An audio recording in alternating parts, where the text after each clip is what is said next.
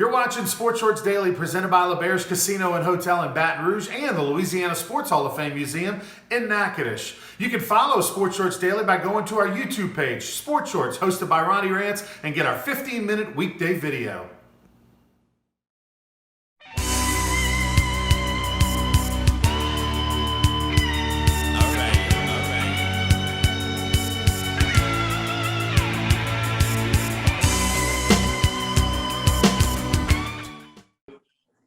Welcome, everybody, to this Thursday edition of Sports Shorts Daily, presented by the good folks over at LaBerge Casino in Baton Rouge and the Louisiana Sports Hall of Fame. Tommy Krysan, our guest today, joining us from Tremonti's Meat and Seafood. And TK, we talked on Monday. Monday night, the Saints took on the Raiders. They get off to the great start. They're out 10-0. Things are looking good. Defense is sacking the quarterback. And then downhill from there. It was all Raiders the last three quarters. And for the second week in a row, the New Orleans Saints offense looked like they're having some major struggles. Yeah, some of it I think you got to give the Raiders some credit for doing what they had to do. But it kind of starts with Drew Brees. He has not looked good for 2 weeks. They got the win in week one, and he threw a bad pass. That's going to happen. But he was under a little bit of pressure, and I think the Raider defense knows he couldn't throw the ball down the field. He's not going to throw it down the field unless he has to, and then who knows if it can be accurate, And definitely some questions on the offensive end for the Saints, the play calling. I mean, it's just kind of like they never got in a rhythm. They never got in a groove, against the Raiders. And like you said, for the last three quarters of the game, it was all Raiders. Now, not to jump off the deep end too soon, because the Saints are 1-1, and they did, in fact, beat the Tampa Bay Bucks and Tom Brady in week one. But a lot of people are starting to call into question, Drew Brees, and did he stay 1 year too long, and is this it? Where are you on that topic? Yeah, I think it's a fair question. But like you just said, Ronnie, it's 2 games, 1-1. We all know it's a marathon, not a sprint. Going to have a tough one Sunday night with the Packers coming to the Dome. Packers offenses look great. Can the Saints defense stop them? I would think the Packers offense is better than the Raiders. But going back to Drew Brees, it's a fair question. Of course, he said he feels good, borderline great. That was his quote this week. And again, it's not what you say, it's what you do. And what does he do this coming Sunday? Does the team look around collectively and say, hey, we got to make this happen? Does Drew Brees step it up a notch or two? Does he try to throw the ball downfield? I think all of that remains to be seen. Long way to go in the NFL, as we know. But I think maybe the yellow light's on, the caution light, not the red light. It's certainly something to keep an eye on going forward if you're a Saints fan. Caution Saints fans to look at it like this, okay? The backup quarterback is always one of the more popular players on the team, right? I mean, everybody always assumes the next guy is going to be better than the guy you had. It was just under a year ago, where Drew Brees was the offensive player of the month in December in the NFL. So it's not like he forgot how to play the game. Yes, we saw some things in the Vikings game. He did not play well. He didn't have a preseason. He had a tumultuous offseason. The chemistry doesn't look like it's there with Emmanuel Sanders. Michael Thomas is not playing and not going to be playing for a few weeks, it looks like. So there's some, and the offensive line in the interior looks like it's struggling. So there's a lot of factors here that's not just Drew Brees' age. But I will say this, Tommy, in my opinion, and being a Saints fan all my life at 48 years old, if anybody deserves a mulligan, I don't care if the Saints go 2-14. If Drew Brees wants to stay the quarterback for the New Orleans Saints this year, it's his decision, and I'm okay with this, letting him go down with the ship, no matter how bad it gets. If he decides he's earned that right, what he's done for this franchise, if Sean Payton and him believe that he's still got tread on the tire, even if we don't think he does, I'm okay with that. All right, well, here's another fair question, Ronnie. Let's back it up 1 year. Sean Payton went through a lot of efforts to get Teddy Bridgewater to stay with the Saints last year when he had some offers elsewhere. We know the story. He was 5-0 when he came in.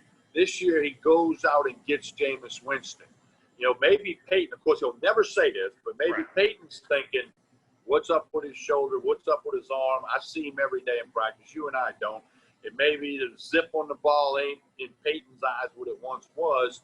And you really got to have 2 quarterbacks in the NFL to go through a 16-game season in the playoffs. We've seen countless stories along that. So it raises that question. Does Sean Payton, have the same question about Brees that you just posed, and now he knows, hey, if something happens, and like you said, he gets the mulligan, he's still a quarterback, no doubt. But if we get into week 6, 7, or 8, and he's still not getting the job done, do you turn to Winston? I think that's a fair question too. I can't imagine a scenario where the New Orleans Saints pull the plug on Drew Brees, no matter how bad it gets, unless Drew Brees says that's the thing to do, and I don't think Drew Brees is a quitter. I don't think unless he's injured, he takes himself out of the lineup. And I don't believe he's going to retire in the middle of the season. So, and again, we're getting way ahead of ourselves because I don't think he's played as poorly as maybe Joe Blow thinks. I mean, look at how bad Peyton Manning really was the second year in Denver when they won the Super Bowl. His last year in Denver when they won the Super Bowl, they won it on defense. He could barely throw the football at times. But there's so much value in that leadership and that experience. Again, less than a year ago, he was the MVP of the month of December. I think Drew Brees is going to finish this year, and that's going to be it. But I'm not ready to hit the panic button, and I surely don't see Sean Payton ever, no matter how bad it gets this year, saying, hey, Drew, you're out, we're putting somebody else in, unless Drew decides I'm okay with that. I agree with you 100%.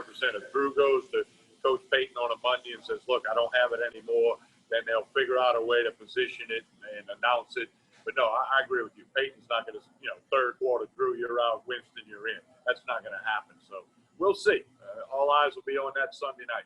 We're talking so much about Drew, but the main problem was the offense, really worse than the defense for the Saints. And Waller, the tight end for the Raiders, I mean, he was the best player on the field. I'm looking forward to watching him this week against the Patriots to see what Belichick does to try to combat Waller. I think they had 15 targets, 12 catches, and I don't know why they didn't throw it to him more. He was the best player by far on the field. Saints defensively really, really struggled. You got Aaron Rodgers and the Packers who've got big offensive numbers through 2 weeks, coming in for the Sunday night game. And the defense is going to, the whole Saints team has to look in the mirror and say, we got to make this better. Offense, defense, special teams. And, they got to win the game against the Packers. This is game week not only for the Saints, but finally LSU Tigers. It's been a long wait for the national champions. They were the longest reigning national champions in a long time. Basically, they got an extra month to celebrate before they have to get out there. Who'd have ever thunk it? If I'd have told you 10 years ago that we'd have a Mike Leach coaching at Mississippi State and Ed Ogeron coaching at LSU, and these two teams would be the CBS game of the week, you'd have asked me what I was drinking. I certainly would, and of course, everybody's getting ready for the game, and we remind you about Tremonti's Meat and Seafood. They've got the special packages, no matter how many people you need to feed. They've got some take home and cook it packages. Follow Tremonti's Meat and Seafood, Instagram, Facebook, all the info's there, tremontis.com, or stop by on Jefferson Highway right down the block from Parkview Baptist Church and School, where good meat ain't cheap and cheap meat ain't good. That's what Mike likes to say around here. Everybody needs to check it out, 225-751-7665. And again, Facebook, Instagram, Tremonti's Meat and Seafood, all the info is there. Because a lot of people are going to be at home. They're going to be home gating. There's no tailgating, so they're going to be home gating, people coming over. But you're right, it's about time to see LSU on TV playing football. They've won 16 games in a row when you count that Central Florida win at the end of the 2018 season. Everybody wants to see Miles Brennan. Coach Orgeron says, with only 25% capacity, they got to create their own energy. Who better, Ronnie, to help create energy than Ed Orgeron? Right. I hope there's a camera on their little speech right before they come out of the locker room, because something tells me it's going to create some energy for the Tigers, and they're 16, 17-point favorites over Mississippi State. Leach has got the air raid offense. He's going to throw it all over the building, and but LSU's defense is their strength at this point. So I think LSU wins going away. I actually am really curious to see Mike Leach and how he tweaks his offense. I just can't imagine a scenario. Well, I mean, I guess I can imagine it because Hal Mummy was stubborn. You know that firsthand working with him at Southeastern. You and I both did a game once at Southeastern where I think they got beat at Northwestern State. I don't know, 77-7 or something. And they had like 3 or 4 picks. What was it? 86-20. Worse than I thought. You were 86 there, to up in Natchitoches. You and I were both there. 86 to 20, and I think he had 3 or 4 pick sixes or something like that in the game. And 3, yeah, it was about 3, I would think. yeah. But the point being that even as bad as it got, he was just stubborn and just kept throwing it up into the pack to the last play of the game. Mike Leach, of course, comes from that camp. Now, he's not as crazy as Hal Mummy, but he's still a little bit nuts. I don't think you can throw the ball 60 times every game in the SEC. Well, no, and Mississippi State's got a good running back, that Hill kid. But that quarterback's the Costello kid that was at Stanford, and he threw it 45 times a game at Stanford, albeit Pac-12 offense. So I think there could be some initial challenges for the LSU defense in the first quarter. Might have a little pillow fight going on, but I think when it's all said and done, LSU will separate and win the game going away. But it'll be fun to see Leach, the offense, great test for the defense. But, you know, Orgeron's believing in Boccalini. He's believing in the 4-3, which is better to attack the quarterback. And it's going to be a chess match, as always, as you know, Ronnie. Football's a game of adjustments, and I think you just defer to the LSU staff. They got some new coaches on the staff, but they are the reigning national champs. A couple things that jump out at me about this year's game week. One is the lack of enthusiasm that I have and probably a lot of LSU fans have for the opening week, even though it is an SEC game as opposed to a cupcake. It just feels weird, man. I made the analogy that it feels like when it's 82 degrees on Christmas Day. You know, it just doesn't feel like Christmas, you know, weather. And I just don't feel, it doesn't feel like football without the tailgating and the crowd and the band and the hill and all the limitations and who wants, 90 degrees and you got to wear a mask. And it's just oogie. Now, like everybody will be excited to watch and to talk about it. And it's better than nothing. And it's still exciting, but it's just not the same. I agree. There's not a buzz in town like we've had in past years.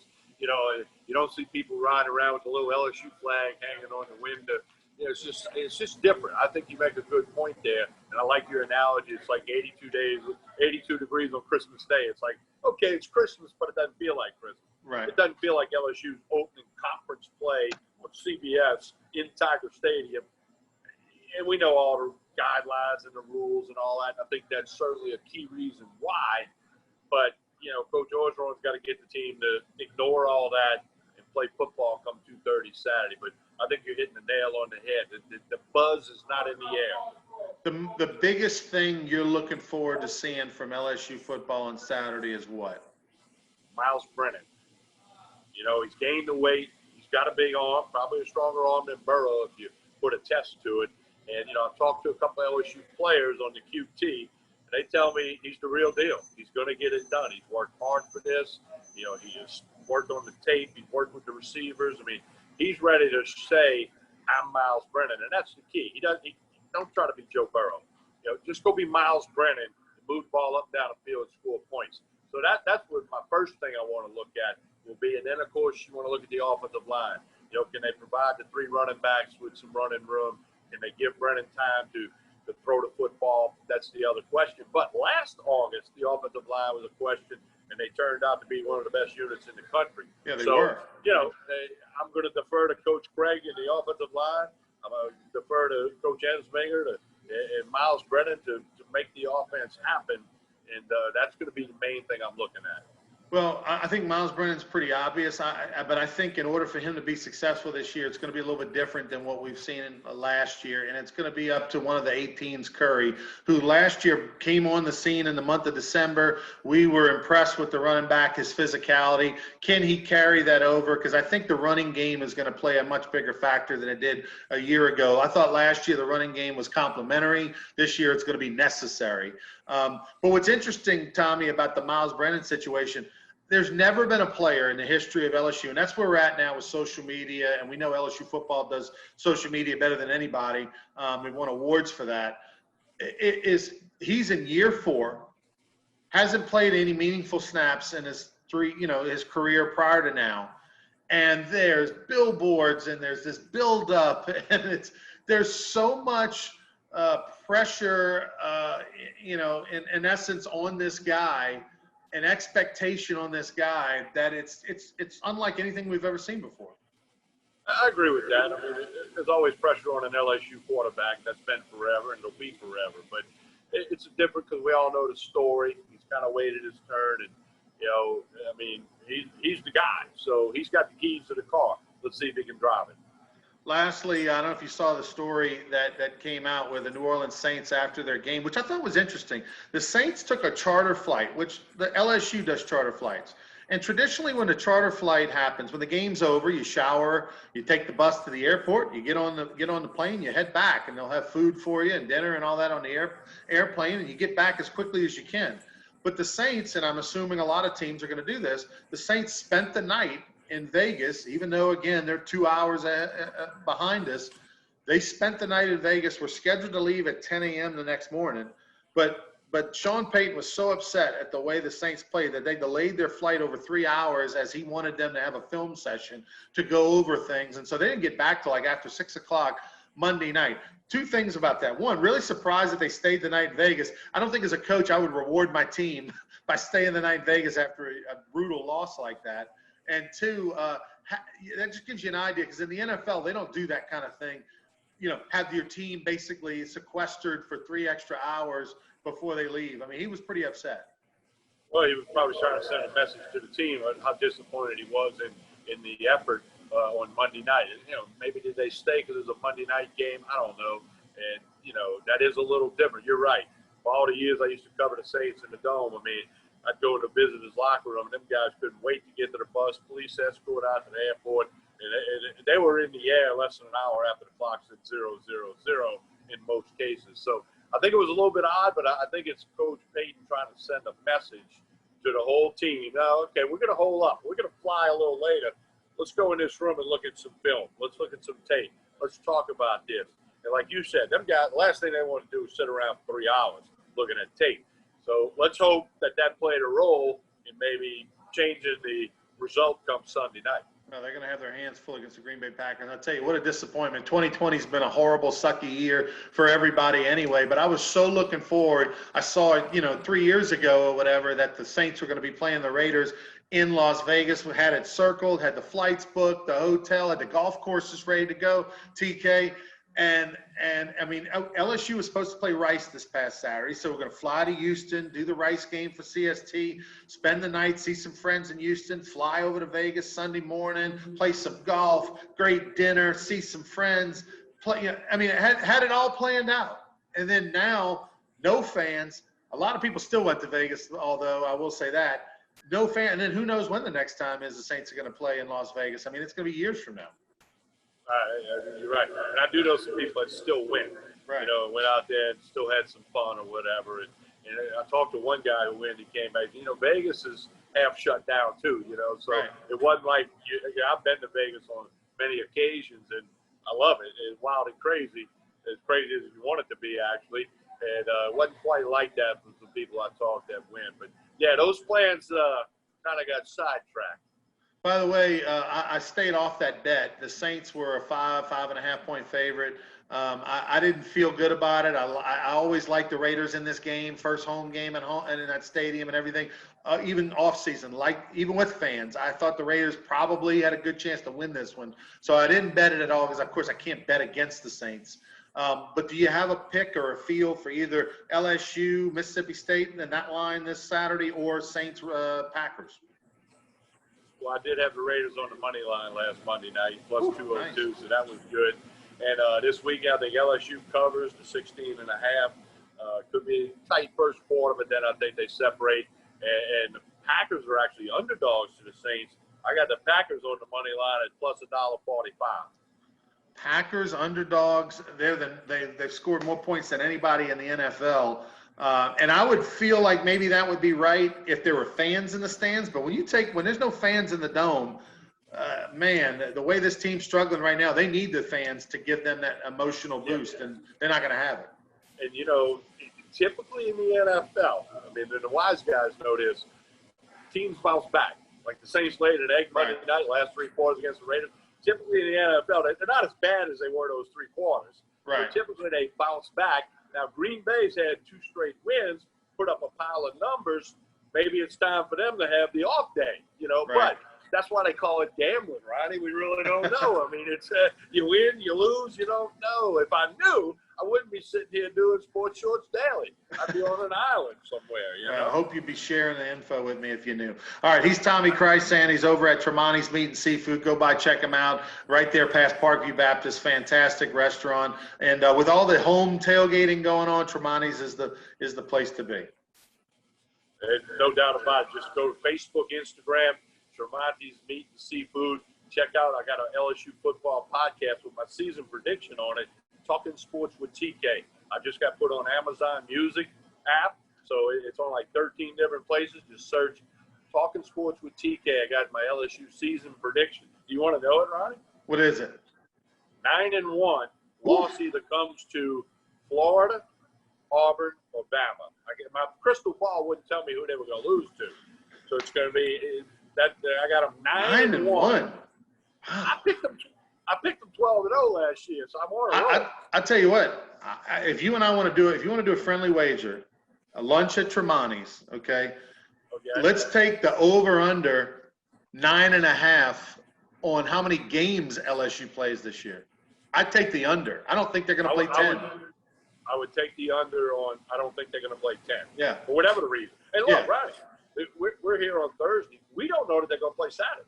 Right. Because what if 30 guys from one of the two teams test positive? We don't have a game Saturday. Notre Dame game canceled. I mean, Houston's been canceled 5 times. I mean, there's a lot of issues that are out there. So I hope LSU plays. I want LSU to play. But, you'll know Saturday morning if it's still going to play. But you got to wait and see. That's part of this.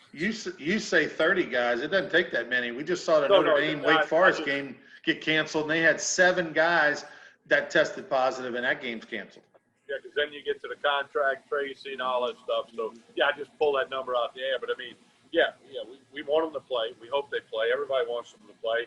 But until Saturday, probably mid-morning, you don't know 100% for sure. But to your bet, I'd bet that they do not play 10 games this year for whatever the reason. It could be because of their end or it could be because of the opponent's end. You just don't know.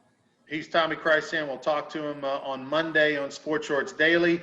Don't forget Sports Shorts Radio Saturday mornings. This Saturday, early time because of all the LSU pregame. We'll be on at 8 a.m. Saturday morning. We'll be doing Sports Shorts Radio from All-Star Lanes Bowling Center on Airline Highway. So come check it out if you want to see some bad bowlers. All right, he's Tommy Krysan. I'm Ronnie Rantz. You've been watching Sports Shorts Daily, presented by the good folks at L'Auberge Casino and Louisiana Sports Hall of Fame and Natchitoches. Have a great one, everybody. We'll see you tomorrow.